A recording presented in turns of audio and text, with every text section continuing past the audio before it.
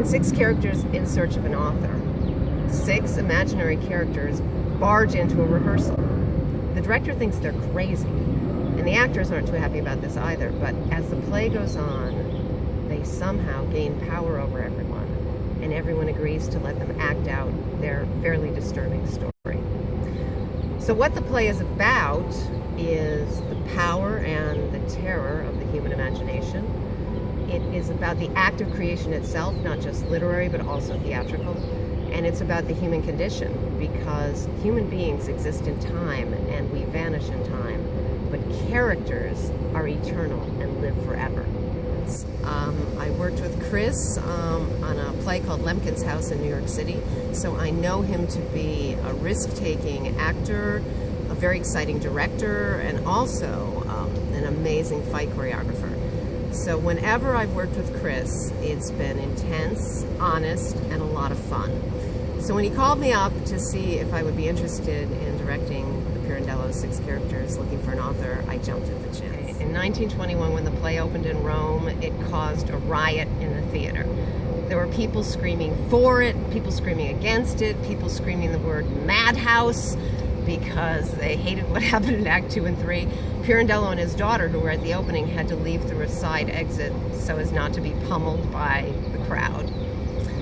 So I'd say it really shook up theatrical convention in 1921, and particularly he was attacking the ossified repertory system in which you have character actors who play certain types of characters. The same actors were engaged for their entire life. The father would always play the father. The leading lady would always play the leading lady. And they had their personalities and they imposed their personalities on the roles.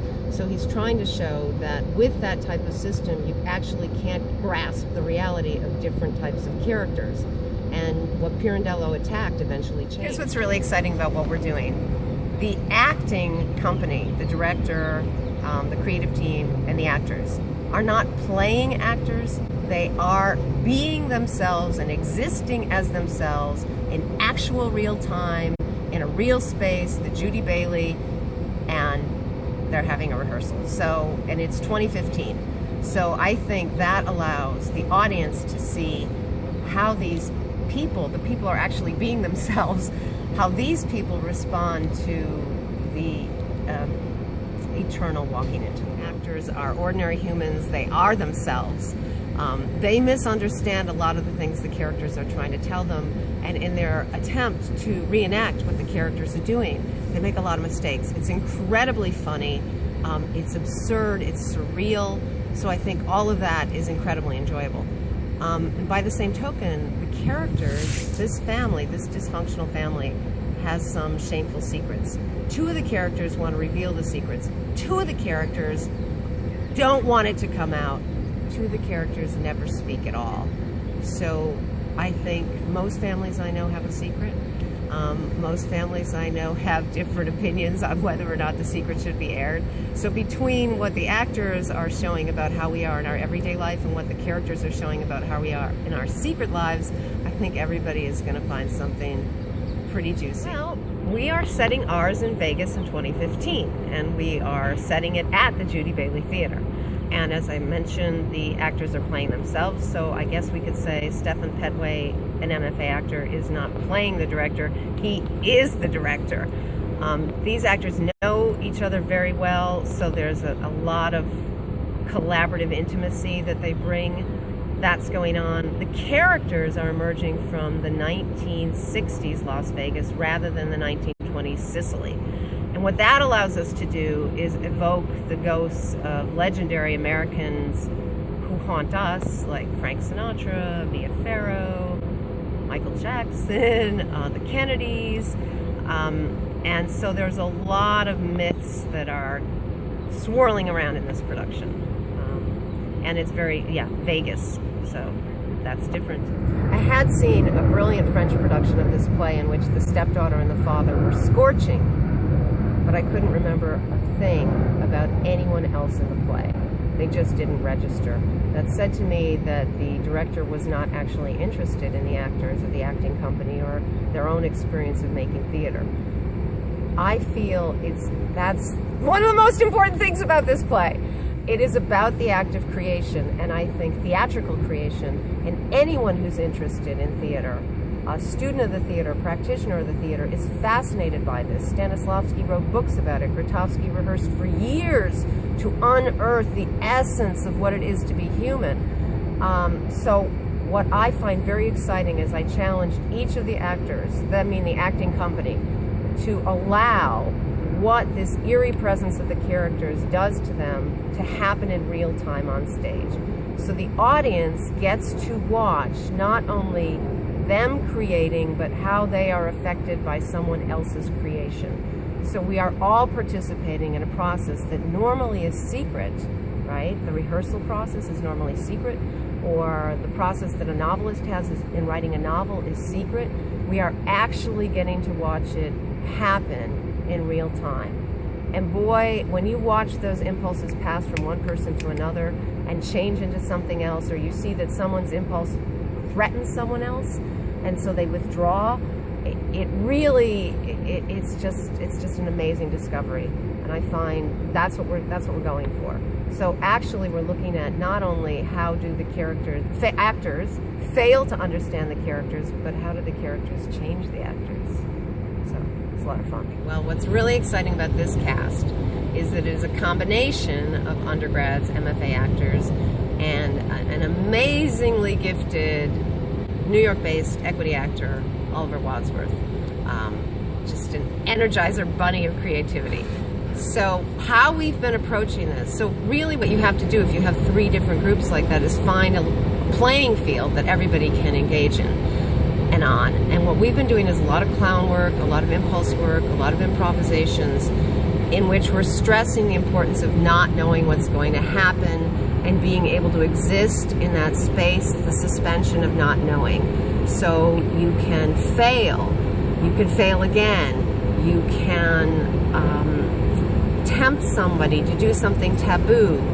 So I think what's very, very, very special about this company, and you wouldn't have if you only had undergrads, or you only had MFA, or you only had professional actors, what's very special is their gift, their ability to listen to each other, to combine all these different levels of youth, age, experience, and to really play just like children. It's a lot funnier when you're staging it. It's a lot funnier in rehearsal than it is when you read it in your room, because all these conflicting points of view are coming to life.